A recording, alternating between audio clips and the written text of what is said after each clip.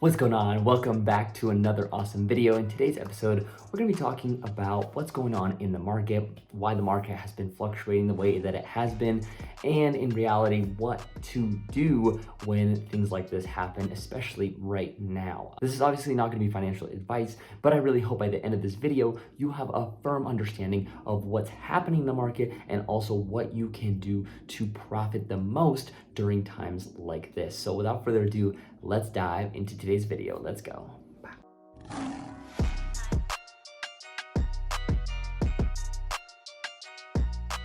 Welcome back, long time no see. First things first, in order to understand what to do in the market, you need to understand what is happening in the market and why it's happening. So the very first thing is obvious is that interest rates are going up. That means that we don't really know where the markets will end up in the next few weeks or a few months from today. But what we do know is that interest rates have gone up since the pandemic has started. The money printing machine hasn't stopped. And what this means for the dollar is that the dollar has actually gone down in value and will continue to go down because of all the money printing. Now, on top of that, while the dollar was going down, people were flooding into the market and putting all their life savings into high speculative tech stocks. And that's not necessarily a bad thing because the price of tech stocks had gone up. But now that the price has corrected back down, people's fears have gone up, which means a lot of selling pressure has entered the market as well. And so the euphoria in the stock market was at an all-time high. It was very, very frothy during the peak of the end of 2020 and into 2021. And with euphoria being up, greed was also at an all-time high. A lot of people just threw money into the market and got 10x or 15x or 20x returns in a very short period of time. Everyone looked like a genius, and even new investors made a ton of money in the market in a blink of time. And that doesn't necessarily paint a good picture for the long term, because if people are making money very, very quickly and the euphoria is high and the fear is at an all-time low, that usually means it's probably time to sell. And because of that, valuations got extremely out of control.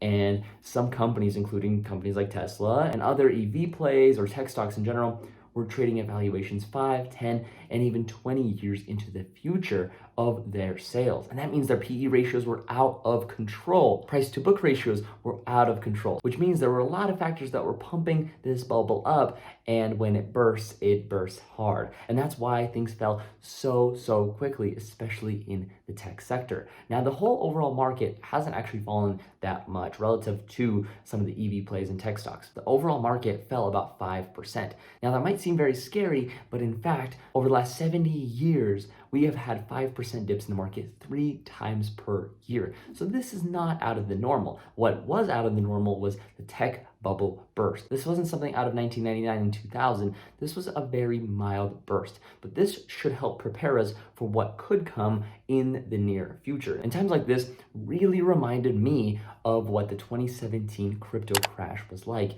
Now, valuations there dropped 50, 60, 70, and even 80%, but in today's tech bubble, valuations dropped anywhere from 30 to 40 to 50%, which is very similar to what happened in the crypto bubble of 2017. And back then, the crypto space wasn't all that very well known, which is why I think they did drop so drastically, right? That's why Bitcoin went from $20,000 to $3,000. But in the tech bubble, these are companies that have really good foundations. These are companies that are building strong revenues. They have great teams behind them, and there's no mysterious Satoshi that's just running around. But now that you know what has happened, we must look at what's to come. So obviously, if you wanted to make money in this market right now, there are a few strategies that you could consider. Obviously, going into dividend and value plays is a very strong way to conserve your cash or to hold on to those gains of the EV and the tech companies that you probably, if you got in early enough, have made lots of money on. So hopefully you are considering that as an option and you're not just buying tech stocks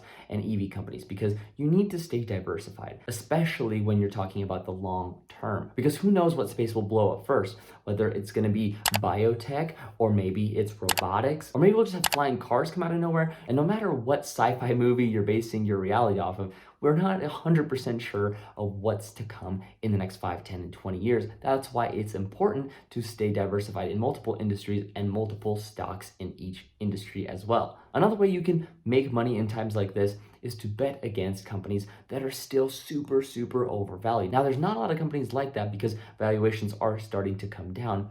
But if you find one that maybe is gonna probably miss a quarter or two, you could probably put a put option up against that company. Again, don't put all your eggs in one basket, but that is a good strategy to make some short-term cash and then reinvest those profits into well-balanced companies that you have high conviction on for the long term. Now, of course, I'm not Nostradamus, so I don't know if we're gonna have even a bigger drop in the next few weeks or if we're gonna just rally back up to new highs, but I doubt that's gonna happen in the next few weeks. What I could see is valuations start to kangaroo, meaning just up and down for, maybe a couple months. But if you have companies that you're keeping in your eye on and the valuations have dropped significantly and you very heavily believe in these companies, then you can go and put your hard-earned money into those stocks and double down on the positions that you very, very much believe in. For me, there's companies like Palantir, CCIV, Workhorse, Tesla, Google, Microsoft, Apple, all these companies, Amazon even. These are the companies that I believe in the very, very long term. Of course, things can change. That's why it's important to pay attention to what the companies are doing day in and day out. And if they're building partnerships or, if they're getting lawsuits, no matter what it is, that's why it's important to stay in the know. And that is why I always suggest smash the subscribe button so you never miss a video like this.